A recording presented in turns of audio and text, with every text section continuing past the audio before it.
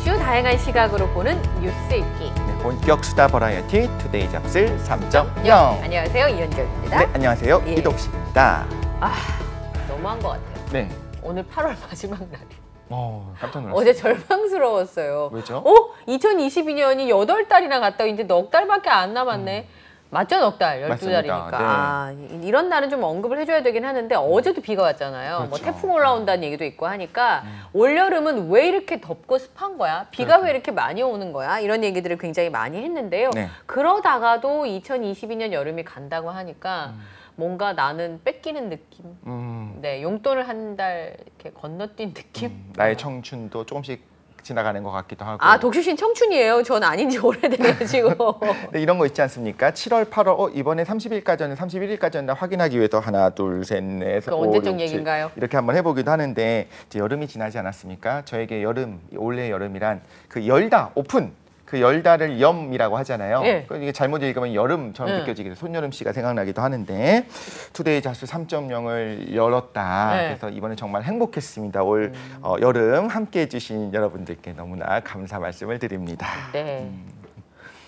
저는 아쉽다고 한마디 했을 뿐이에요. 네. 네. 근데 어쨌든 올여름에 휴가 뭐 이런 계획 제대로 못 세우고 또 여름이 훅 지나간 것 같아서 좀 아쉽긴 했었는데요. 네. 그래도 남아있는 넉 달이라도 네. 즐겁고 행복하게 지내야겠다. 이런 그럼요. 생각이 좀 드네요. 넉 달이나 남았습니다. 알겠습니다. 그쵸? 네, 생방송 투데이 잡스 3.0 긍정적인 마음으로 시작을 좀 해보도록 하겠습니다. 네. 오늘은요.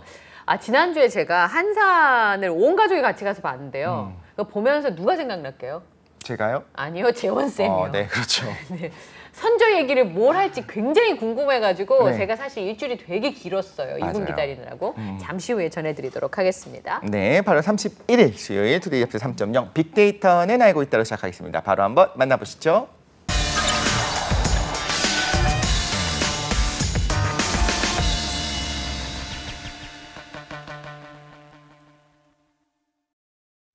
네, 따끈따끈한 소식을 파헤쳐보는 얼리버드 시사 이슈 빅데이터는 알고 있다. 함께 하시겠습니다. 네, 여름보다는 가을이 오히려 더 잘 어울릴 것 같은 남자죠. 맞아요. 그분이죠. 이데일리의 김성훈 기자님과 함께합니다. 어서 오십시오. 네, 안녕하세요. 저 추성훈이라고 할 줄 알았어요. 추남, 네, 네. 가을 남자. 예. 네, 근데 키가 크셔서 진짜 트렌치 코트 입으면 되게 멋있으실 것 같아요. 그럴 것 같아요. 그 트렌치 코트를 지난주에도 네. 여쭤보셨던 것 같은데 그렇지 않아도 옷장에 제가 가을 옷이 어떤 게 있나 네. 찾아봤는데 또 트렌치 코트가 없더라고요. 그래서 이번 기회로 한번 또 장만을 좀 해볼까? 그러니까요. 이렇게 키 크신 분들은 그런 거 입으시면 멋있잖아요. 저는 키가 작아서 이렇게 롱 입으면 이렇게 청소하는 느낌이어가지고. 바닥을 쓸고 다니는. 아니면 캐스퍼 이런 유령 있잖아요. 이게 다 뒤집어 쓰고 네. 밑에 발만 보이는 약간 어. 그런 느낌이어서 사실 두 분처럼 키가 크면 참 좋겠다는 생각을 많이 했었거든요. 오히려 저는 가끔 전철을 탈 때 여성분들이 가을 됐을 때 한때 정말 모두가 트렌치 코트를 색깔별로 이렇게 그쵸. 입는 거 봤었잖아요. 네. 그러면서 재미있다는 생각을 했었어요. 트렌치 코트는 원래 진짜 트렌치에서 나온 거잖아요. 참호. 네, 말 그대로 참호에서 처음에 이렇게 만들어졌었던 그런 개념이었는데 여기 보면 이제 이렇게 총기 여기 대라고 이것까지 있고 네. 막 이렇게 됐는데 남성분들은 거의 트렌치 코트 입는 분들이 없고 오히려 여성분들이 대부분 입고 이제 허리띠도 질끈 매고 있는 걸 보면서 이것 좀 흥미롭다. 패션 아이템은 이렇게 돌고 도는구나 이런 생각을 했었죠. 저는 되게 입고 싶었는데 안 어울리더라고요. 그래요? 약간 과한 느낌이에요. 전 진짜 입고 벨트까지 딱 매는 걸 좋아하거든요. 네. 그리고 딱 거울에 서면은 과해. 벨트 좀 풀고 이거 좀 네. 풀고 이렇게 해라고 하면은 좀 이제 아쉬워했었던 기억이 납니다. 세 명이 그거 입고 한번 해볼까요? 그럼 참 재밌을 것 같다는 생각이 좀 트렌치 들었어요. 코트 셋 다 좋습니다. 약속. 약속을 지금 해야 될까요? 네? 네. 과해요. 네. 꼭. 네. 약속. 자, 빅데이터는 알고 있다. 계절 가는 느낌이 굉장히 많이 드는데 네. 뉴스도 흐름이 좀 있잖아요. 그럼요. 그래서 네. 빅데이터 어제는 어떤 내용들이 오늘 아침까지 잡혔는지 확인을 좀 해보겠습니다. 네. 세 가지 키워드 함께 볼까요? 긴급 조치. 네, 이전에 그 이야기일까요? 긴급조치 맞습니다. 무슨 영화 제목 같은. 영화로도 실제로 있었던 네. 뭐 제목이기도 한데 네. 1975년 너무 네. 오래된 얘기죠. 이때 발령됐던 긴급조치 9호가 위헌일뿐만 아니라 민사적 불법 행위에 해당하기 때문에 국가가 당시 체포했거나 처벌했던 피해자들에 대한 배상 책임을 져야 한다는 대법원 판단이 나왔습니다. 대법원 전원 합의체가 30일 A씨 등 71명이 대한민국을 상대로 낸 손해배상 소송 상고심에서 원고 패소로 판결했던 원심을 파기하고 네. 사건을 고법으로 돌려보냈는데요. 대법원은 긴급조치 구호는 위헌 무효힘이 명백하고 긴급조치 구호 발령으로 인한 국민의 기본권 침해는 강제 수사와 공소 제기, 유죄 판결의 선고를 통해 현실화했다고 밝혔습니다. 그러면서 이런 일련의 국가 작용은 전체적으로 공무원이 직무를 집행하는 과정에서 객관적 주의 의무를 소홀히 했다 이런 판단을 했고요. 긴급조치 구호 적용으로 인해서 유죄 판결을 선고받고 복역했던 개별 국민이 입은 손해에 대해서 국가의 배상 책임이 인정된다고 판시를 했습니다. 긴급조치 구호가 어떤 건지 좀 궁금해하실 분들이 있어서 네. 간략하게 좀 설명을 드리면요. 박정희 정권 시절에 유신헌법을 부정하거나 반대 또는 비방했을 경우 영장 없이 무작위로 체포하거나 구속해서 징역에 처했던 것을 말하는데요. 지난 2015년입니다. 양승태 전 대법원장 시절에 긴급조치 구호 발령과 관련해서 공무원의 고의 또는 사실에 대한 불법 행위에 해당하지 않는다고 판시한 이후에 무려 7년 만에 대법원이 판례를 뒤집은 겁니다. 네. 어떤 시각에서 보느냐가 굉장히 중요한데 이 긴급조치 앞에 막걸리라는 단어가 많이 붙었대요. 왜냐하면 친구들끼리 술 한잔 하다가 잡혀가는. 네. 그런 일이 있는 조치가 긴급조치 구호라고 하는데 지금까지는 이게 정치적 활동이다라고 양승태 대법원장 시절에 판시를 했는데 그로 인해서 국가의 폭력으로 인해서 국민들의 기본권이 침해됐을 때 거기에 대해서 뭐 대통령이나 그렇지 않으면 그 당시에 그 일을 집행했던 경찰들이 따로따로 배상을 할 의무는 없지만 국가의 폭력에 대해서 배상할 필요가 있다는 판결이 나오게 된 거잖아요. 근데 이 긴급조치가 구호가 있으면 그 앞에도 있는 거 아니에요? 뭐 1, 2, 3, 4, 5가 있는 거 아니에요? 네, 맞습니다. 뭐 1호도 있고 4호도 있고 9호도 있긴 한데 이번 판결이 사실 좀 여러모로 좀 중요하게 평가가 받는 것이 뭐 이제 피해를 보셨던 분들이 적지 않았을 거 아닙니까? 그쵸. 국가 배상 책임을 둘러싼 논란이 이제 대법원 판결로 사실상 이제 마무리가 되면서 이때 이제 피해를 보셨던 분들의 소송이나 이제 판결이 또 뒤이어서 줄을 이을 것으로 보이고 있는데요. 이번 판결에 따라서 이제 피해자 71명은 파기환송심을 거쳐서 국가 배상을 받을 것이 지금 확실시 되는 상황이고 최고법원인 대법원 전원합의체 판단이 나온 만큼 다른 긴급조치 피해자들의 국가 배상 소송에서도 명확한 판단 기준이 될 것으로 지금 예상이 되고 있습니다. 진실화해를 위한 과거사 정리위원회, 이른바 진실화해위에 따르면 긴급조치 1호, 4호, 9호 위반자는 총 1,204명으로 알려졌거든요. 이 가운데 무죄나 면소 판결을 받은 분들이 154명인데 이분들을 제외하면 피해자가 아직까지 1,050명에 이르는 상황입니다. 이들 중 형사사건 재심이 이뤄진 사람은 864명이고요. 다만 긴급조치 구호와 관련해서 국가에 배상을 청구했다가 이미 패소 확정 판결을 받은 피해자들의 경우에는 좀 구제가 받기 어려울 수 있다, 이런 지금 목소리도 나오고 있습니다. 만약 패소 확정 판결을 받은 피해자들이 다시 소송을 제기할 경우에는 확정 판결에 부여되는 구속력인 이른바 기판력에 반하기 때문에 허용되지 않을 가능성이 크다는 게 법조계의 안팎의 시각입니다. 네. 지금 이 부분은 어떤 형사적인 게 아니라 민사적인 소송인 거잖아요. 배상에 관련된 거니까. 그래서 이제 일사부재리가 아니라 기판력으로 지금 말씀하신 것 같고, 그럼에도 불구하고 이번에는 위헌임이 명백하다, 무효가 명백하다라고 했으니까 혹시나 어떤 좀 가능성이 있지 않을까, 추이를 좀 볼 수 있지 않을까 싶은 생각이 좀 있습니다. 저는 제가 이렇게 커서 이 나이가 될 때까지도 이게 해결이 안 됐다는 게 잘 이해가 안 가. 제가 75년생이거든요. 그러니까 제가 태어나서 이만큼 클 때까지 그때 있었던 일이 아직까지도 결론도 안 나고 배상도 안 됐다는 얘기인데 그러면 이때 이러한 행위로 인해서 인생이 망가지신 분들은 지금까지 그 후유증으로 계속 삶을 사셨을 거잖아요. 그쵸. 이게 피해자들이 국가를 상대로 소송을 하고 배상 책임을 마지막까지 와서야 그나마 배상을 해주라는 결론이 났다는 게 너무 아쉽고, 국가에서 선제적으로 이런 부분들에 대한 결론을 미리 내려줬어야 되는 거 아닌가. 그래야 미래를 얘기할 수 있지 않나. 맞습니다. 거기다 국가의 불법 행위에 대해서 그것도 인정하고 배상 책임을 내리는 어떤 그런 판결이 나오는 게 사실 쉽지 않은 거는 우리가 다 이해할 수 있을 거예요. 근데 그게 사실 어떻게 보면 국격이 아닌가라는 생각이 들기도 합니다. 우리가 잘못한 부분에 대해서는 잘못했다 인정하는 거. 그리고 사실 이게 정권의 눈치도 볼 수 있지 않겠습니까? 과거에 그 정권이 완전히 다 사라진 상황이 아닌 경우에는 좀 더 불편함이 있을 수 있겠지만, 그럼에도 불구하고 우리가 바른 길을 가겠다라고 좀 정의로운 그런 정권을 세우겠다는 이런 표현으로서 저는 어쨌든 이런 판결들은 정말 의미가 있다, 이런 생각이 들긴 합니다. 네, 늦지 않았으면 좋았을 텐데 라는 아쉬움도 있네요. 두 번째 키워드 볼까요? 두 번째 키워드는 병장 월급 얼마예요? 병장 월급 제가 제대한 지가 오래돼가지고 그때 얼마 받았어요? 저 때는 한 10만 원 아래였던 그쵸? 걸로 기억을 합니다. 왜냐하면 저희 선배들은 10만 원이 했던 걸로 제 기억이 나거든요. 네. 그래서 저거를 월급이라고 할 수 있나? 라고 했던 기억이 나는데 네. 지금은 그 정도는 아니죠. 네, 지금은 뭐 아주 또 많이 개선이 이루어졌고 예. 또 병장 월급을 키워드로 가지고 온 이유가 앞으로 더 개선될 여지, 개선될 폭이 크다 이런 내용을 좀 준비를 해봤습니다. 당장 내년입니다. 내년도 병사 월급이 정부 지원금을 포함을 해서 사실상 130만 원 수준까지 인상이 될 거라는 내용을 좀 준비를 해봤습니다. 정부가 이제 내년도 예산안을 발표를 했어요. 여러 가지 영역에 있어서 내년에는 이 정도의 금액을 쓰겠습니다. 639조 원 정도로 제가 기억을 하는데 엄청 많더라고요. 전년 대비 한 5% 조금 상회를 하는 수준입니다. 정부가 발표한 국방 예산을 한번 보니까 올해 67만 6,100원이던 병장 월급이 내년도에는 32만 3,900원이 올라서 100만 원이 되고요. 네. 자산 형성을 도와주는 목적의 내일 준비 적금이라는 게 있는데요. 이게 정부 지원금이 월 최대 14만 1,000원에서 30만 원으로 상승이 됩니다. 아, 이에 따라서 병장 월급은 사실상 월급 100만 원과 네. 정부 지원금 30만 원을 더해서 130만 원이 된다는 설명입니다. 정부는 월급과 내일 준비 적금을 합한 금액을 병장 기준으로 2024년에는 165만 원, 월급 125만 원은 지원금 40만 원까지 올려서 165만 원까지 올리고 2025년에는 205만 원까지 점차 확대할 계획으로 지금 알려졌습니다. 네. 월급과 적금 지원금 인상으로 개인 납입금 최대 액수를 내고 내년 12월 전역하는 인원의 경우에는 약 1,197만 원 정도를 수령해서 이제 나갈 수 있을 것으로 네. 아, 네. 예상이 이게 되고 있습니다. 복무 날짜 계산을 잘못했어요. 아까 말씀하신 130만 원 곱하기 20 몇 개월 계산해도 20 몇 개월이 아니구나. 그래도 30개월은 안 하셨으니까 다행이네요. 네.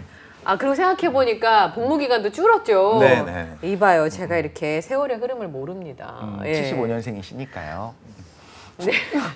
어쨌든 앞으로 네. 한 푼도 안 쓰고 부지런히 모으면 1,000만 원 넘게는 만들어서 네. 나올 수 있다라는 네, 거잖아요. 네, 이거 그렇죠? 굉장히 청년분들에게 좀 좋은 부분이 아닐까 싶긴 합니다. 그리고 한 번에 많이 올랐잖아요. 어떻게 보면 조금씩 현실적으로 변해가는 거라고 볼 수 있는 것 같아요. 근데 이제 그 하사나 이렇게 원래 직업군인들 월급이랑 이렇게 네. 되면 큰 차이가 나지 않아서 네. 그 부분에 불만이 생길 수 있을 있다는 수도 얘기가 있겠다. 나오긴 저희 하더라고요. 어저께 구급공무원의 어떤 실수령액이 160 얼마였죠? 네, 그 8만 원. 정도였는데 그렇게 생각해 보면 이제 장차 200만 원대까지 오른다고 했기 때문에 그렇게 생각하면 약간의 어떤 불균형의 느낌이 있긴 하네요. 그리고 어제 김성훈 기자 얘기하신 것처럼 한덕수 국무총리가 공무원 월급 깎겠다 그래가지고 물론 이제 4급 이상의 네, 고위 공무원이긴 하지만 앞으로 공무원 월급 동결 내년에 깎는 것 중에 하나가 이제 공무원들의 급여잖아요. 네. 근데 그거랑 아이러니하게도 또 병사들 월급은 올려준다고 하니까 격차가 줄어드는 거 아닌가 네. 그런 생각이 좀 들기도 하네요. 중장기적으로 좀 따져볼 만한 얘기가 앞서 말씀하셨던 대로 좀 역전 현상이죠. 역전 사실 현상. 대통령직 인수위원회에서도 병사 월급 인상과 관련해서 안철수 위원장이 사실 뭐 역전 현상에 대해서 거론을 한 부분이 분명히 있었고요. 네. 실제로 2025년도 200만 원 넘는 월급을 수령하게 된다면 구급 공무원의 호봉을 넘어설 수도 있는 상황이 또 그러네요. 펼쳐질 수도 있는 부분이니까 또 그때 되면 또 그 부분 관련해서 또 여러 가지 뭐 그럼요. 논쟁이라던가 이슈가 나오지 않을까 이런 생각이 좀 듭니다. 예. 그렇습니다. 근데 국방 예산은 우리나라가 꽤 많잖아요. 네. 전체 예산 중에서 국방 예산이 차지하는 비율이 되게 높은데 그래도 이게 그래도 몇 조 정도 더 들어가지 않아요? 월급이 이렇게 많이 줄라면 1년에? 그럼 다른 예산은 줄어요? 그렇지 않습니다. 지금 뭐 최근 군 당국이 고도화된 북한 핵 미사일 위협 대응을 위해서 내년 한국형 삼축 체계 투자 예산을 늘리기로 했는데요. 킬체인 뭐 이런 네, 거요? 맞습니다. 국방 예산안 또 내용을 한번 살펴보면 뭐 지금 정부가 예산 편성한 게 57조 1,268억 원 정도 되거든요. 네. 이게 이제 내달 2일 날 이제 국회에 제출을 해서 최종적으로 뭐 협의를 할 예정인데 올해 본 예산인 54조 6,112억 원과 비교하면은 4.6% 약 2조 5천억 원 정도 증가한 규모입니다. 네.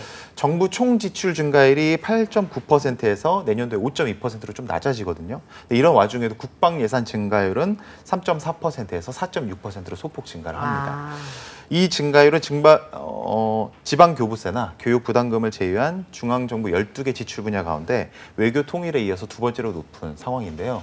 여기서 뭐 할 수 있는 합리적 의심 중에 하나가 병사 월급이 높아지다 보니까 국방 예산이 늘어난 것 아니냐라는 얘기가 있었는데 국방부에서 공식적으로 그것과 이것은 절대 연결이 되어 있지 않은 부분이고 네.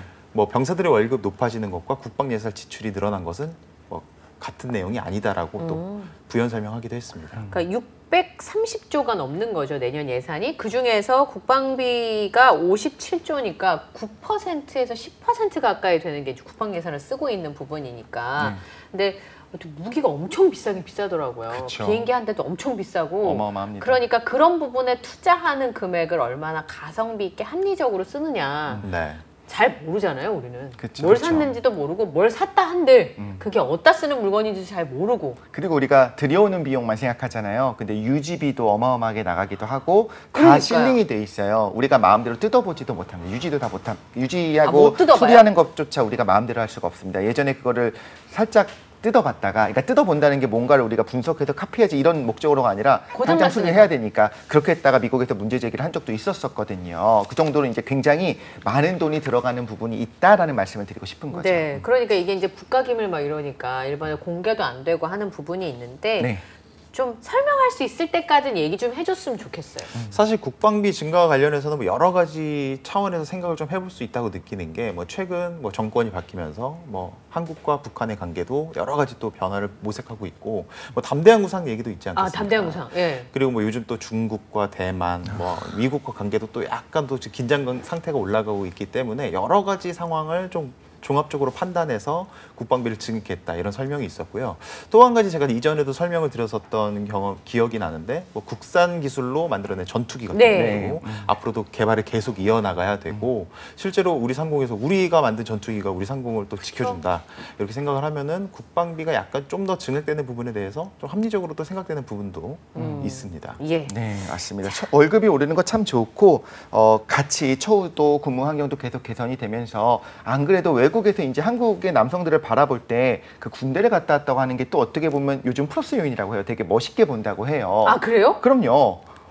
그런 모습들을 가지고 있어요. 그러니까 외국은 징병이 아니고 군대를 안 가는 경우가 모병제니까. 많으니까. 네. 그런데 한국 사람들은 전부 다 그러니까 저렇게 유해 보이고 착해 보이고 선해 보이지만 사실은 어떤 유사시의 그런 어떤 특공 이런 무술을 할 수 있는 것 같은 그런 느낌으로 다가온다고 하거든요. 한국 남자들 다 태권도 잘한다고 오해하는 거랑 그렇죠, 비슷한가 봐요. 그렇죠. 약간 그게 영어로 발음을 하면 뭔가 좀 더 있어 보이는 것 같습니다. 예를 들어서 외국인 친구들한테 이제 제가 뭐 군대 생활했다. 근데 제가 공군 나오거든요. 근데 에어포스라고 하면은 또 막 다 파일럿이었던 거라고. 탑건인 줄 아는 거죠. 다 탑건인 줄 알고. 다 탑건인 줄 아는 거죠. 탑건 매버릭 때문에 또 약간 또 수혜를 조금 누렸습니다.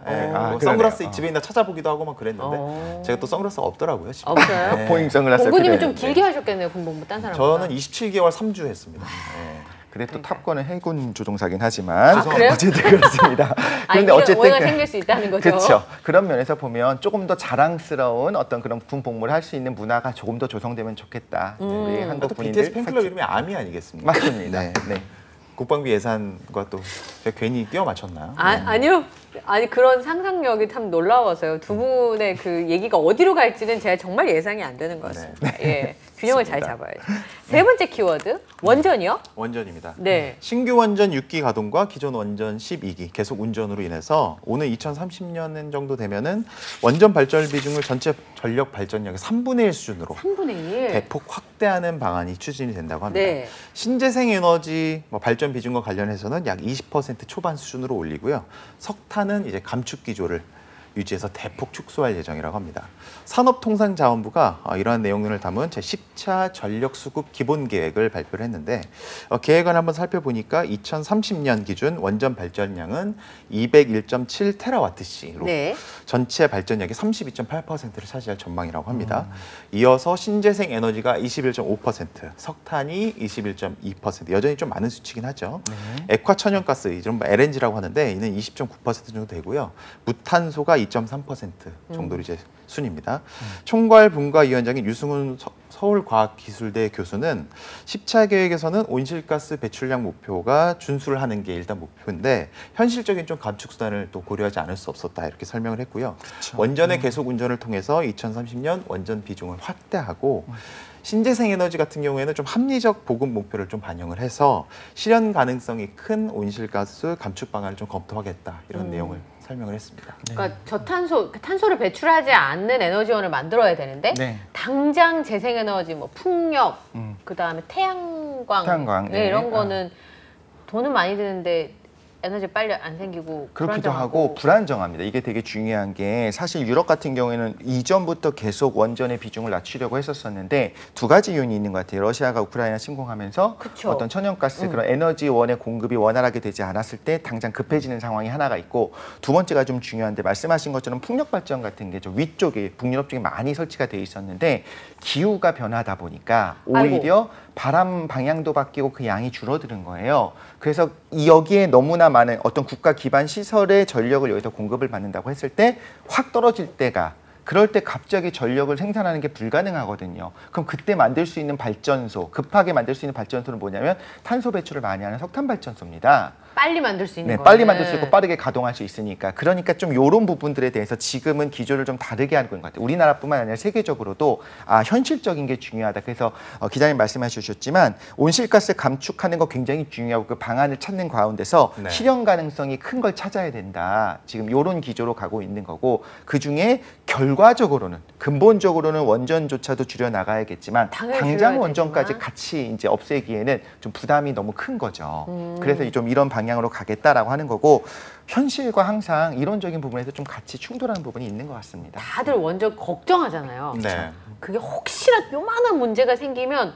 이게 뭐 감당이 안 되는 수준으로 벌어지니까 그런데 또 탄소로 인해서 기후변화가 있는 게 우리가 느껴져서 어쩔 수 없이 선택을 해야 되는 상황이지만 이게 사실 정부에서 정치적인 활동으로 얘기할 때는 어느 쪽으로 얘기해도 궁색한 부분들이 생길 수밖에 맞습니다. 없는 거잖아요. 네. 정보는 저는 투명하게 공개하고 현실에 대해서 있는 대로 설명하는 게 예전에 메르켈 총리가 그렇게 했던 것처럼 네, 그런 부분들이 좀 담보돼야 되지 않을까 그런 생각이 좀 드네요. 네, 이런 상황에서도 탄소 넷제로 실현을 위해서 지금 계속 온실가스 감축을 하고 있잖아요. 요거는 지금 되게 잘 말씀해 주셨는데 어떤 실수로 인해서 혹은 여러 가지 자연재해로 인해서 원전에 문제가 생기게 되면 인류적 재앙이 닥칠 가능성이 있죠. 낮은 확률이지만 아주 낮은 확률이지만 있습니다. 확률이라도 있긴 있는 거잖아요. 있다. 그런데 문제는 지금 같은 지구 온난화의 상황은 정말로 틀림없이 멸망의 길로 갖고 있는 거거든요. 그러니까 절벽을 떨어지는 건 아니지만 내리막길로 계속 가고 있어요. 그러면 반드시 결국 해결해야 된다. 이런 국민적 공감대도 필요하고 정책에 있어서도 좀 잘 지혜롭게 해볼 필요가 있습니다. 그러니까 방사능만큼이나 지금 이 기후 위기가 굉장히 심각하다. 더 느리지만 훨씬 심각하죠. 이건 틀림없는 겁니다. 네. 반드시 도래할 미래라는 거죠. 반드시 도래할 미래입니다. 네. 오늘 아침에 뉴스를 보니까 전에도 제가 말씀드렸던 내용 같은데 지금 뭐 막 그 빙하가 엄청 녹고 있어서 해수면이 뭐 머지않아서 뭐 20cm 가까이 더 오를 가능성이 거의 확실시된다 이런 얘기가 있더라고요. 완전 적확하게 딱 매칭이 된다라고 설명하기는 좀 어렵겠지만 그리고 좀 에너지 재생 패러다임의 좀 다변화, 좀 획기적인 변화를 추구하는 게 사실은 지금 좀 되게 조속한 문제입니다. 네, 너무 중요합니다. 다변화가 더 중요한 것 같고 왜냐하면 다변화가. 안전하지 않기 때문에 안정적이지 않기 때문에 그래서 오히려 여러 가지의 방안들을 좀 같이 생각해 볼 필요가 있는 거죠. 와, 그래요. 이게 되게 중요한 문제인데 이런 얘기하면 답답해지니까 그쵸. 저 같은 사람은 그냥 몰라 이렇게 하고 싶은 마음. 그리고 당장 내일 모레 일이 아니고 당장 금리 얘기랑 다르니까 약간 우리가 좀 멀리 보고 싶어하는 것도 있는데 머릿속 한 구석에는 항상 우리가 이 부분을 품고 있어야 되고 저희도 투데이 잡삼정 할 때마다 김 기자님께서 한 번씩 우리가 잊을 때마다 소개를 한번 해주시면 좋을 것 같습니다. 알겠습니다. 자, 빅데이터는 알고 있다. 지금까지 이데일리 김성훈 기자와 함께했습니다. 고맙습니다. 감사합니다. 네, 저희는 잠시 후 2부 뉴스는 네모다로 돌아오도록 하겠습니다.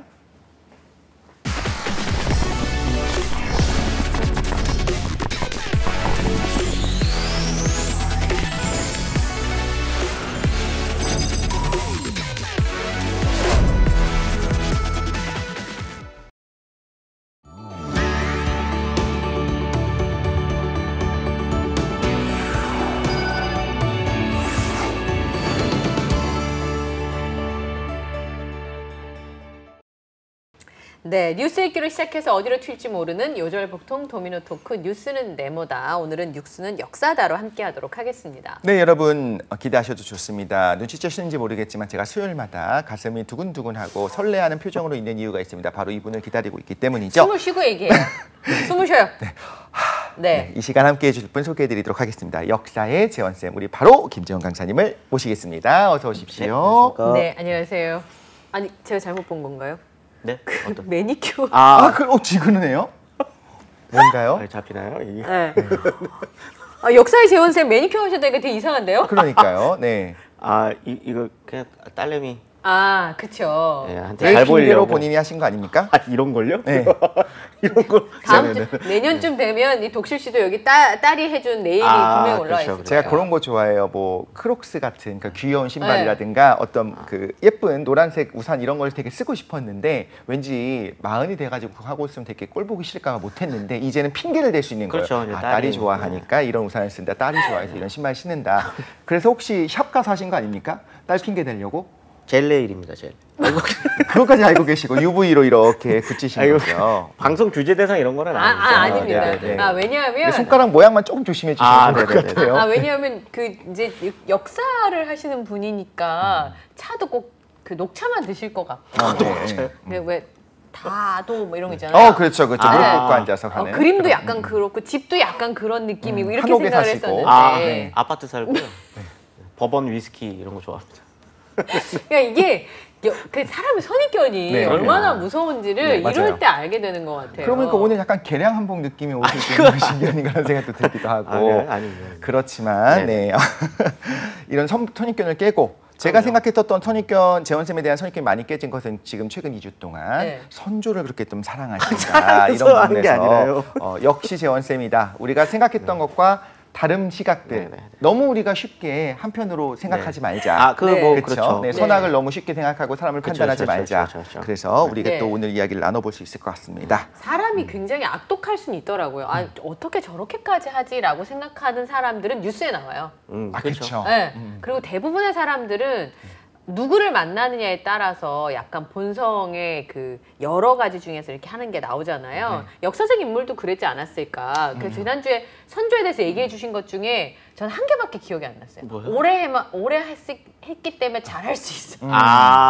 정치력도 그거는 뭐 높아지고. 맞습니다. 네, 전 타고나고 뭐 이렇게 사람의 능력이고 이렇게 생각했는데 아니 똑같이 왕을 40년 했는데 그것만 기억에 남더라고요. 흔히 우리가 그 명군주라고 불리는 사람들의 어떤 그게 있어요. 나이 그 주기년 네. 집권 기간. 한 20년 왔다 갔다 하면 그 정도 하면 이제 가장 본인의 네. 커리어가 하이를 쌓았을 그렇죠, 때쯤. 그렇죠. 네. 오. 그때쯤 근데 물러나야 되는데 네. 30년하고 40년 하는 순간 그게 이제 커리어 하이 찍은 다음부터 이제 내려가잖아요. 내리막길로. 이제 그런 분들이 조금 있는 거죠. 다 보통 그래요. 다들. 세종대왕도 오래 하셨어요? 그렇게까지 오래는 안 하셨던 거죠. 그분은 타고나신 분이네요. 네.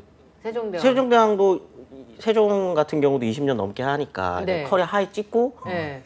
그리고 약간 반대파도 설득을 한 1, 2년 할 때는 네. 한 집권 5년이면 설득하다 그만둘 수도 있는데 네. 뭐 앞으로 좀 남았으니까 그 계속 찾아가서 계속 얘기하는 거잖아요. 네, 그렇죠. 끝없이. 네. 영조도 그래요. 커리어 하이 찍을 때가 한 20년 조금 넘어갈 때쯤 커리어 하이 딱 찍으시고. 네. 지금 안 그래도 이야기가 나와서 멈칫하신 걸 제가 딱 캐치를 했습니다. 그래서 좀 여쭤보고 싶어요. 공개적으로 세종이라고 해야 될지 세종대왕이라고 하지 마라. 종조라고 해 종조대왕 이렇게 네네네. 말씀하셨었잖아요. 네네. 왜 그러신지 한번 말씀해 주면 좋겠습니다. 아, 저희는 많이 뭐 세종대왕, 그렇죠. 장군 뭐 이렇게 얘기하는데 역사 연구할 때는 원래 대왕자를 안 붙이죠, 당연히. 네. 왜냐면은 대왕은 다 대왕이에요. 어? 그 묘호예요, 묘호. 누구든 왕을 한번 하면은 묻힐 때는 뭐뭐 길어요. 길게, 그쵸. 길게 해서 네. 마지막에 뭐뭐 대왕 이렇게 붙은 건데 네. 이제 저희가 이제 뭐 세종이라고 하는 인물에 대해서 생각할 때 떠오르는 어떤 존경심 같은 게 있는 거죠. 그러다 보니까 뒤에 이제 주관적인 의미를 이렇게 붙이는 건데 네. 사실 사람마다 존경하는 인물은 다를 수 있어요. 제일 존경하는 역사적인 인물이 있으신가요? 있나요? 저는 최근 한산 봤으니까 이순신 장군이요. 이순신. 네. 뭐 좋아하시는. 저는 사실 세종대왕을 진짜로 좀 아, 네. 네. 대단하다 싶은 생각이 들어서. 네. 네. 뭐 다른 분들은 또 다르게 생각하실 수 그럴 수 있는 있죠. 그렇죠. 거죠. 선조 네. 좋아하시고 그렇죠. 네. 그렇다고 제가 뭐 선조 대왕이라고 하진 않으니까. 네, 아무튼 근데 이제 굳이 대왕자를 딱 붙이는 건 이제 국가에서 이 사람을 존경해야 돼라고 하는 어떻게 보면 레테르 같은 거를 이제 붙인 건데 네, 네. 연구를 할 때는 굳이 그 선입견을 그렇죠. 그런 거를 하면서 할 필요는 없으니까 물론 그냥 사람들이 세종 대왕이라고 하는 거에 대해서 네. 굳이 제가 뭐 비판을 한다거나 아 그러면 안 돼라고 하는 건 아니지만 네. 뭐 역사 연구자로서 누군가를 설명을 할 때 저도 세종대왕은이라고 할 필요는 없다는 굳이 거죠. 그럴 필요 없다. 네네네네. 어쨌든 선입견을 최대한 배제하고 네네네네. 담백하게 그 사람에 대한 네네네. 온전한 평가를 해보고 싶으신 거잖아요. 그렇죠. 연구하시는 네네네. 분들은. 학술적으로, 학문적으로. 하긴 네. 우리 대통령, 과거 대통령 얘기할 때 누구다 이렇게 이름을 말하지 누구 대통령님이라고 하지 그렇죠. 않는 것처럼 음. 네, 또 이해를 했습니다. 몰아가게 하다 실패한 거예요? 아닙니다. 네. 질문하시죠. 네, 김지현 쌤. 오늘은 1567년부터 1608년까지 40년 동안 제외했던 그 선조에 대한 이야기를 또 네네. 이어가 보도록 하겠습니다. 정확히 2주 전에 거북선을 띄웠습니다. 그래서 이제 그 이유가 나올 줄 알았는데 네네. 지난주에는 선조가 어떻게 왕이 됐고 어쩌다가 왕이 되었는가 그리고 어떤 통치를 했는가를 임진왜란 이전에를 네네네네. 좀 살펴봤었던 것 같아요. 그래서 사림에 네. 뭐 동인과 서인으로 어떻게 네네네네. 갈라지게 그렇죠. 되었는지를 살짝 맛을 보는 타이밍에 끝났던 것 같습니다. 네. 그랬나요? 네. 을지로파와 정동파. 아, 아, 동인서인 네, 네네. 네. 네, 죄송해요. 정동 지역이냐 아니면 뭐 저기 낙산 쪽이냐. 네. 그러니까 저는 이렇게 평가를 좋아하죠. 네. 근데 어쨌든 관직이 지금은 이렇게 순환이 되잖아요. 그렇죠. 예를 들어 당이 바뀌면 싹 빠졌다가 다시 그 사람들 그렇죠. 안고 이렇게 하니까 순환이 되는데 그때는 뭐 그게 기약이 없으니까 네. 왕이 좋아하면 그냥 그 사람하고 쭉 가는 거 아니에요? 뭐 그렇죠. 근데 국왕 입장에서 왕 입장에서 정치를 그렇게 하면은 바보예요. 제가 너무 그렇게 쉽게 얘기했나요? 지난주 똥멍청이. 네, 똥멍청이보다는 훨씬 더 유화입니다. 괜찮습니다. 왜냐면은 한 권력을 계속적으로 밀어주면. 키워주면 결국 너무 이쁨 받다 보면 네. 원래 기본장이니까. 그렇습니다. 그 개가 주인을 물어요. 그렇죠. 이런 표현을 좀. 이때는 근데 정말 그러니까 왕이 주인인 거고 네. 국가의 주인인 거고 그런 시스템이었으니까 네. 그러다 보니까 이렇게 적당히 균형을 맞추는 거죠. 그걸 잘했던 왕입니다, 선조. 선조는 그럼 그 당시에는 신하는 개다. 지난번에 이제 다음에 과학 얘기를 재호쌤하고 저하고 둘이 한번 해볼까요? 이렇게? 네네네네. 이렇게 공격을 할 수 있는 포인트가 없어요.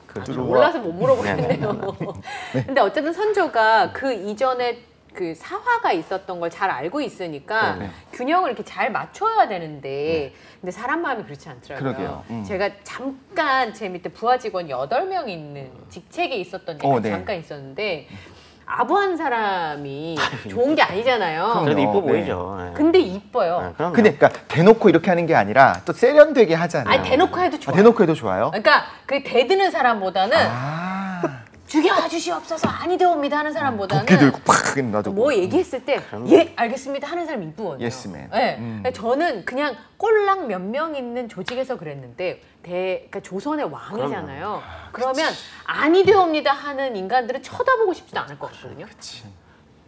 절대 권력이니까요. 네. 절대 권력이니까. 네. 그래서 시비 거는 것처럼 당연히 보이는 부분도 있을 것이고. 네, 네. 그렇죠? 근데 선조는 어떤 리더십을 그걸 이제 극복을 해야 어쨌든 자신의 자리를 잘 지킬 수 있으니까 네. 어떻게 했는지 굉장히 궁금하긴 하더라고요.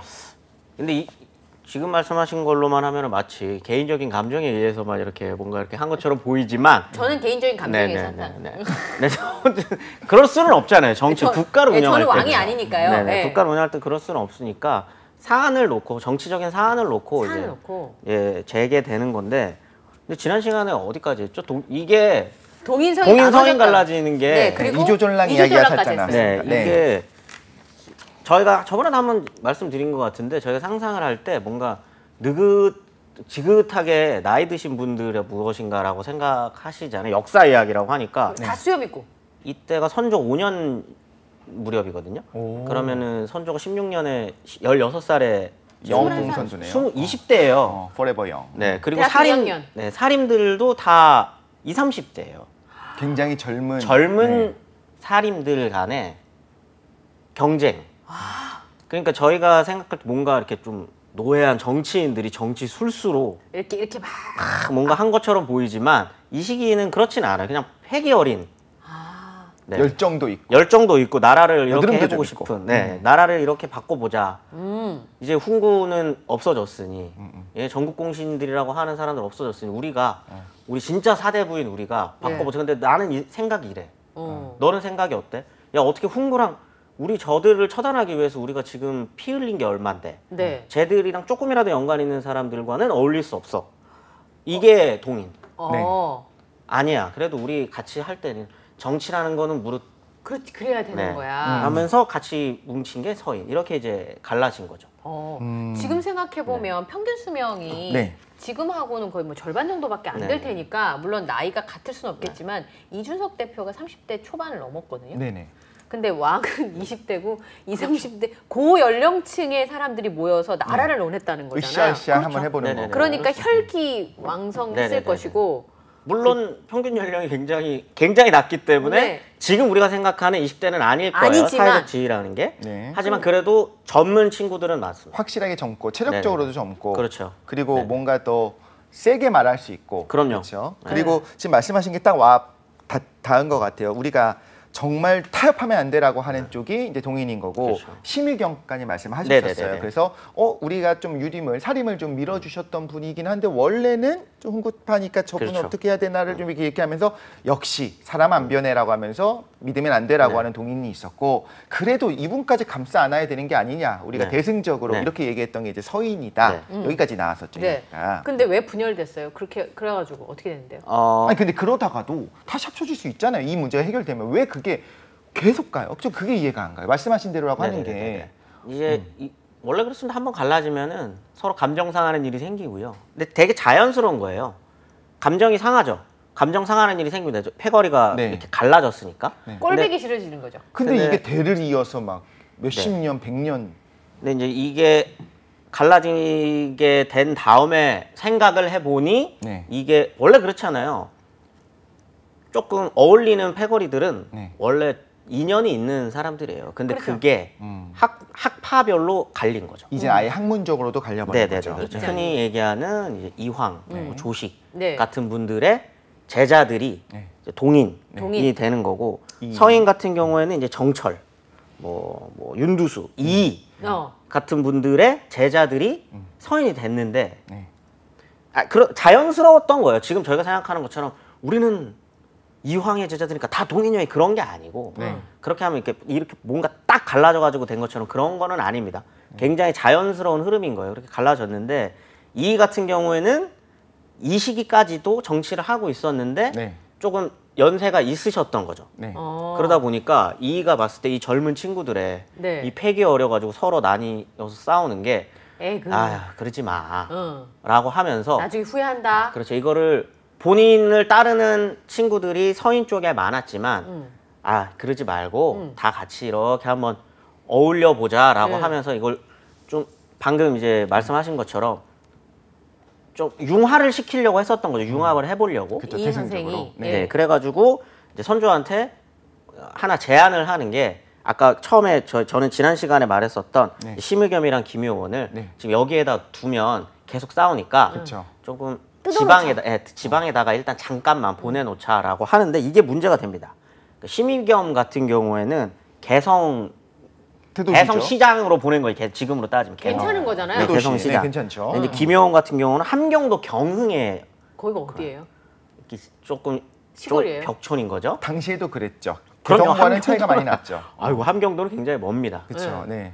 근데 이걸 보고 당연한 거 아니겠어요? 사람 심리라는 게? 그럼요. 예. 뭐야? 동인들 입장에서는 비슷하게 보내야지. 네. 그죠? 가려면 개성 갔으면 평양을 가던가 그렇지. 아니면 저기 아니면 경주라도 가야지 하다못해 네, 네. 뭐야 이게? 이게 뭐야라고 하면서 이제 이때부터는 감정 싸움이에요. 그리고 이때는 네. 이가 편을 들었다, 심의경 편을 들었다 생각할 수 있겠네요. 그렇죠. 그렇죠. 그러면서 더 그래도 네 제자들만 있어서 그런 게 아니라 넌 그냥 서인이구나. 아, 이렇게 된 거죠. 근데 사람 감정이라는 게 그렇게 되는 거죠. 근데 되게 중요한 걸 말씀해 주는데 처음에 시작은 어쨌든 이조전랑 자리에서 시작도 했고 네네네네. 사람 감정 싸움도 분명히 있는데 나중이 되게 되면은 근본적인 이조전랑 자리로 촉발됐지만 왜 그렇게 서로 싸웠을까? 네. 왜 이쪽 저쪽 편에 들었을까는 사실 자기가 옳다고 여기는 사상적인 차이가 있었기 때문인 거고 나중에 그렇죠. 그게 공고하게 갈라진 거다. 그렇죠. 근데 그 과정에서 감정 싸움이 있었고 당연한 겁니다. 네. 이가 원했는지 아닌지 모르겠지만 이가 조금 심의경 편을 든 것처럼 느껴진 거죠. 느껴졌다. 사람들한테는. 그리고 지금 저희가 봐도 네. 약간 그렇게 보이는 느낌이 있잖아요. 네. 그러다 보니까 이제 더 갈라지게 되는데 이제 동인 쪽에서는 그러니까 계속 이의를 탄핵하라는 상소문이 이제 계속 올라가는 거예요. 탄핵. 그 정도까지. 오랜만에 듣는 탄핵. 요즘 요즘도 그러면 큰일 나잖아요. 네. 그렇죠. 이렇게 네. 느껴지게 되면은. 그러니까 막 이렇게 되는데 선조는 이 일을 아꼈습니다. 엄청 좋아했죠. 네네네. 아끼다 보니까 이제 동인들을 내쳐내기 시작하는 거죠. 그래서 서인 중심의 전국 운영이 이제 시작이 되는데 네. 혹시 이때 이제 엄청난 사건이 하나 터져요. 엄청난 사건. 정말 이거는 조선 시대의 웬만한 그런 뭐 사화를 비롯한 어떤 네. 그런 피바람 중에서도 네. 이 정도까지 큰 사건은 없었거든요. 뭔데요? 기축옥사라고 혹시 들어보셨나요? 네, 기축은 들어봤어요. 네. 그 정열이 들어봤습니다. 네. 모반 사건이라고 요게 하나 역적이 누가 터집니다. 등장하는 모양이군요. 모반이니까. 이게 저도 이게 신기하더라고요. 네. 근데 뭔지 모르겠어요. 뭐죠? 정열입이라는 뭐 똑같은 이때 사림이에요. 네. 사림 세력이었는데 이의 제자입니다. 이의 제자. 이의 제자. 그러니까 원래는 서인이에요. 네. 근데 아까 말했듯이 서인과 동인이라는 게 뭔가 엄청난 무엇인가 학술적인 차이들이나 이런 것 때문에 딱 갈라진 게 아니기 때문에 네. 지금 당장은 감정이랑 이런 걸로 상에서 갈라져 있지만 언제든지 사람 생각이라는 게 바뀔 수 있죠. 있잖아요. 이 사람이 그렇게 바뀐 사람. 아, 원래는 서인인데 네. 동인으로 간 거예요? 동인으로 갑니다. 근데 동인으로 가서 이거 어떻게 보면 이게 사람이 성격이 굉장히 중요합니다. 네. 까칠했나 보네요, 이 사람. 굉장히 까칠한 사람이고요. 바른만만하는. 본인이 옳다고 네, 여기는 말. 옳다라고 여기는 거는 그냥 거침없이 말해버리는. 화끈하네요. 그러다 보니까 이 일을 비판하는 상소를 연일 올리는 거예요. 자기가 원래 이 편이었는데. 이쪽 편이었는데 네네네. 근데 이게 성리학적 관점에서는 폐륜입니다. 스승을 욕한 거예요. 스승을 욕할 거예요. 군사부일체. 그쵸. 두사부일체. 네. 네, 두사부일체. 네, 아, 네. 그렇기 때문에 이거는 그냥 임금을 욕한 것과도 같은 거예요. 네. 그러네요. 그러니까 폐륜화가 된 거죠. 음. 그래서 쫓겨납니다. 그죠. 자기 스승을 네. 욕할 수 있다는 거는 사실 군주조차도 언제든지 내가 돌아설 수 있다는 의미일 수 있는 거죠. 뭐 이게 뒤에 이 정열입이라는 사람이 응당 쫓겨나였었던 사람이다라고 해가지고 뒤에 붙여진 이야기일 수도 있겠지만 네. 이 사람이 주장했었던 것 중에 이제 대동사회 뭐 이런 이야기를 하거든요. 그게 뭐냐면 네. 누구나 임금은 될 수 있고 군자적 소유는 갖추고 있고 네. 그렇기 때문에 우리가 누구든 군자적 소양을 기르기만 하면 우리는 다 대동한 사회다. 맞는 말인데 이 시기에 했다가는 물론 그게 진짜로 이때 정열입이 했는지 안 했는지는 이제 뭐 확인할 수 없지만. 나중에 이 사람이 역모를 꾸몄다는 그렇죠. 거를 덮어씌우려고 했었던 말일 수도 있다라는 네네네네. 거죠. 뭐 그거는 뭐 제가 이 시기 완전 전공자가 아니라서 뭐 더 얘기를 들어봐야겠지만 아무튼 쫓겨났어요. 그렇게 해서 쫓겨났는데 네.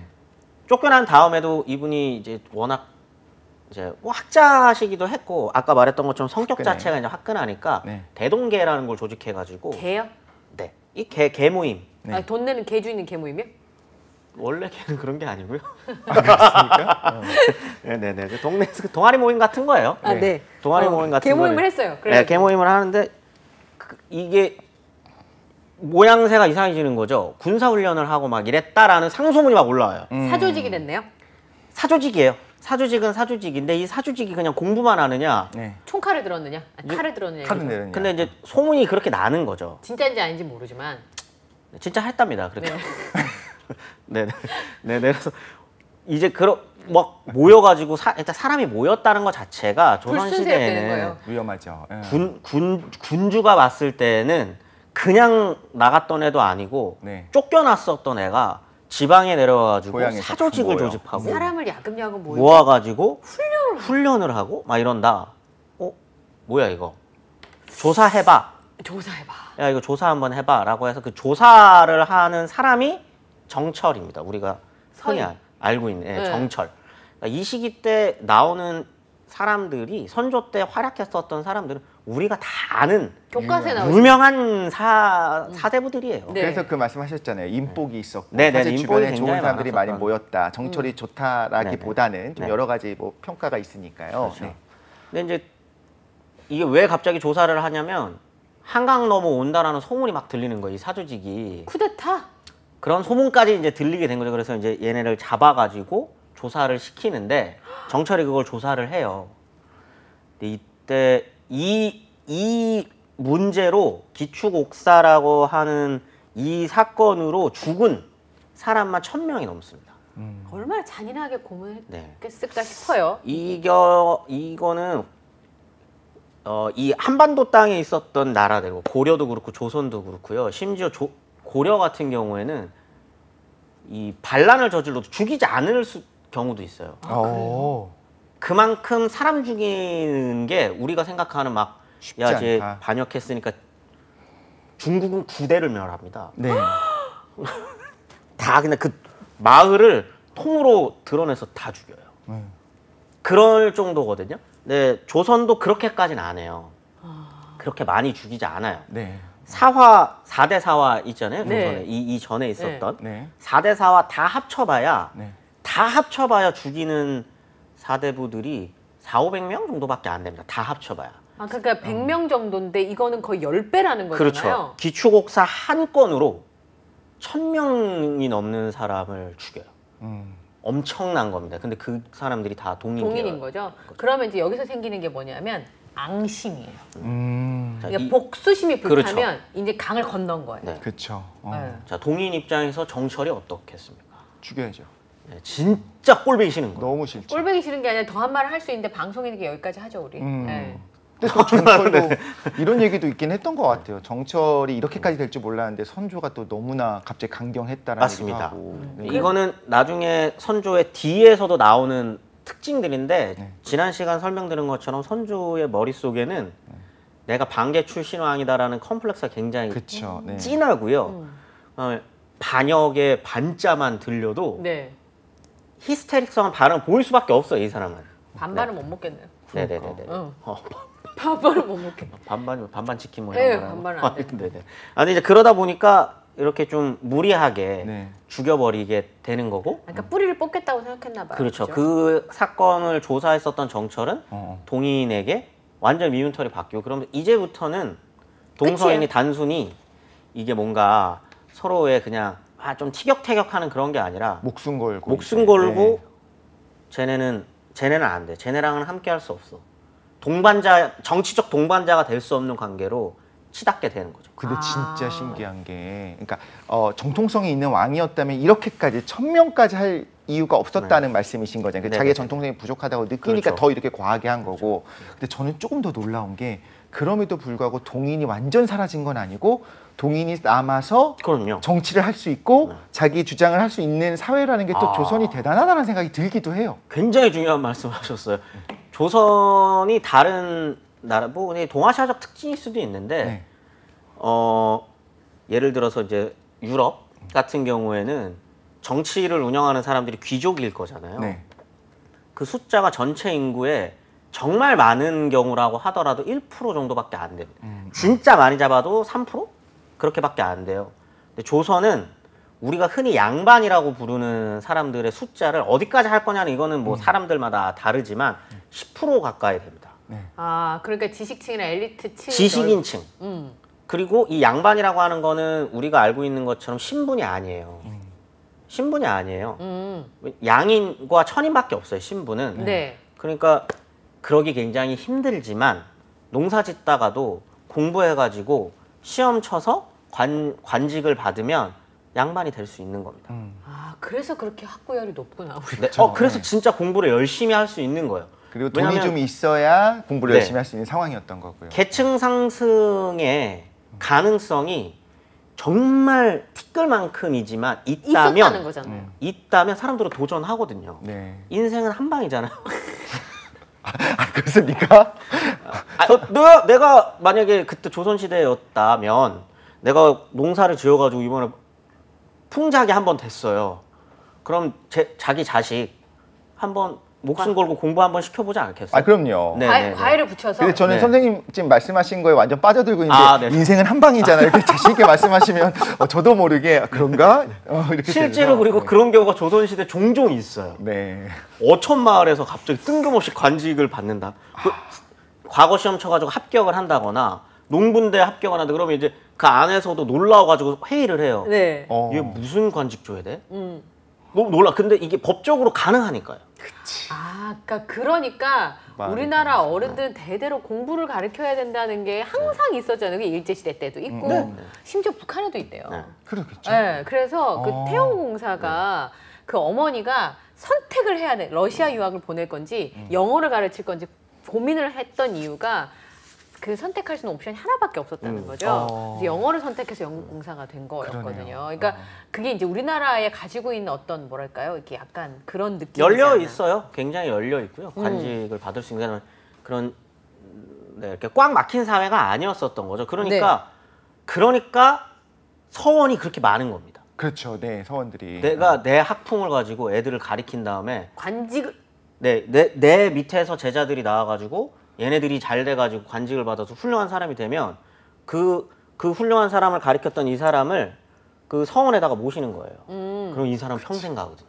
근데 진짜 만든 게 외국처럼, 그러니까 유럽처럼 완전히 신분제가 엄격했으면 생각해보면 공부시킬 필요가 별로 없어요. 그럼요, 그냥 공부할 필요 싸움이나 없어요. 시키고 그냥 땅만 관리하면 네네네. 되니까. 근데 어떻게 보면 동아시아의 힘 중에 그럼요. 하나가 이제 교육열인 맞아요. 건데 네네네. 이게 뭐 그릇되게 갈 수도 있겠지만 지금 우리의 힘이라고 하는 게 교육열이었잖아요. 그렇습니다. 그게 이렇게 전체적인 맥락이 있다라는 말씀하신 네네네네. 거죠. 근데 그 1000명이 넘게 네. 네, 그런 상황에서 동인한테는 그냥 그걸 남아있습니다. 끝난 거예요? 아니요, 남아 있어요. 그래서 어떻게- 도민이 기회를 보죠.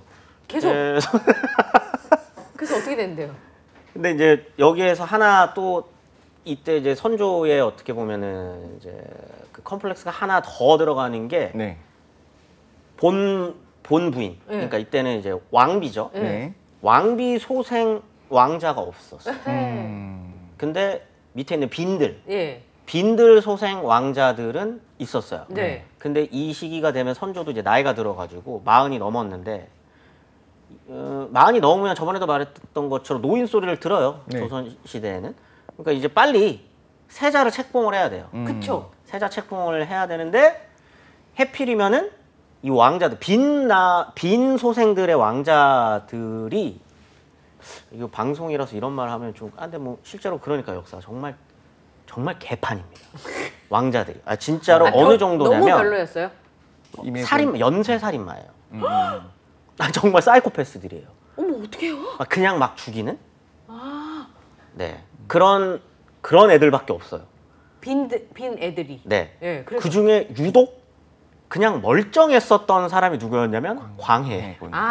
뛰어나고 자식은 정상. 네, 이때까지는 정상. 뭐 뛰어나다기보다는 그냥 평범했던 사람이 광해였고 나머지는 진짜 그냥 살인마들이에요. 그냥 사람 막 죽이고 연쇄 살인마예요. 왕자가 아니었으면 바로 네. 그냥 바로 그냥 사형당했을. 했을 그런 사람들이니까 이제 광해가 남았는데 광해는 뭐 첫째도 아니고 빈소생이었기 때문에 그렇게 이뻐하지 않았어요. 선조가? 처음부터 아니지. 이뻐하지 않았습니다. 너무한다. 예. 근데 뭐 아빠가 아들이 이뻐야지. 근데 중에 한 명이 있었던 게 이제 이 신성군이라고 이 네. 친구도 딱히 막 그런 거는 아니었는데 막둥이라 선우가 이뻐했어요. 네. 늦지막해 본 아들인가 봐요. 네네네. 이뻐했었던 거죠. 그래서 이 둘을 놓고 세자를 누구를 할 거냐 가지고 감을 잡고 있었는데 네. 정철이 네. 아까 그 송강정철. 네. 빨리 서둘러 정철 입장에서 그냥 빨리 서둘러야 되니까 이제 선조 나이가 들고 있으니까. 이렇게 하니까 광해를 올린 거죠. 밀었어요. 예. 빨리 광해를 세자 책봉을 해야 됩니다. 근데 이제 소문이 나죠. 그 말을 했더니 선조 표정이 굳더라. 안 좋았어. 네, 이제 소문이 돌면서 이거를 이용하려는 동인들이 걸렸다. 걸렸다. 그래서 이걸 가지고 되치기를 하려고 하는데 지금 시간이 다 됐나요? 네. 네. 아까 신성군을 밀은 거예요? 그것만 얘기해 주세요. 동인은 신성군을 민게 된 거군요. 그렇죠. 1분 30초 나갔대요. 네네네. 신성군을 밀었어요, 동인이? 신성군을 밀진 않고 결국은 세자책봉에서 광해가 되는데요. 네. 근데 이제 어떤 걸로 하냐면 감히 아직 왕이 네. 살아있는데 세자를 책봉하라고 이야기를 했다. 이건 불순하다. 정철이 불순하다. 죽으라는 거냐 이거는 뭐냐. 왕을 죽으라고 한 거다. 아킬레스를 건드린 거네요. 그렇죠. 네. 그래서 정철을 쳐내게 되죠. 그럼 동인한테 기회가 온 거예요? 그렇죠. 이게 뭐 어느 스펙타클한 것보다 이게 현실이 이렇게 이게 집중력이 그러니까요. 좋은 그 표정 굳는 걸 보고서 그 심중을 읽고 지난번에도 말씀드렸지만 그 동아시아의 세련된 문화라는 게 그런 네네. 거잖아요. 얼굴 표정 하나 보고 그럼요. 저분이 원했던 건 이런 거구나. 네. 그렇다면 이 부분을 공격해야겠다 하면서 가서 또 이런 과정인 거죠. 근데 거북선은 언제 나오나요? 거북선이요? 좀 이따 나올 것 같아요. 네. 아직 근데 북인 남인을 안 해가지고 아, 네. 다음 주에 나와요? 정철을 두고 네. 정철의 처벌을 두고 동인이 갈라집니다. 아, 강력하게 처벌해야 된다. 네. 북인. 아니다. 그래도 정철이 지금까지 했었던 게 역할이 있었는데 네. 그렇게까지 하면 안 하지만은 된다. 남인, 서인, 북인, 남인 이렇게 나뉘는. 저는 개인적으로는 지금 이렇게 천천히 가는 게 훨씬 좋아요. 그냥 빠르게 훅 하고 훅 지나가는 방송 많이 있습니다. 네네. 그런데 이렇게 맥락을 짚어내고 네. 사실 거북선은 최종 병기인 거고 네. 그게 가는 과정에서 왜 이렇게 분열을 했었는가 그리고 사실 그 네. 면면을 살펴보면 네네네. 그럴 만한 이유가 있다라는 거잖아요. 네. 네, 그리고 네. 적어도 이게 완결되기 전까지는 우리 재원쌤 우리와 함께 할 거니까요. 네. 네, 내년까지 네. 쭉 가면 네. 좋겠습니다. 요게 1591년이기 때문에 이 다음 해가 임진왜란입니다. 1년 남았어요? 네, 1년 남았어요. 1년 1년 남았습니다. 남았는데 2년 네. 걸릴 수도 있어요. 그렇죠. 네. 네. 다음 주에 이병헌 씨 등장하겠네요. 네. 예. 지금까지 잊을 수 있는 역사다 우리 김재현 강사님과 함께했습니다. 오늘 함께해 주셔서 감사합니다. 고맙습니다. 오늘 저희가 준비한 소식은 여기까지고요. 저희는 내일 이 시간에 또 찾아뵙겠습니다. 네, 다음 시간에 또 만나요. 안녕. 안녕.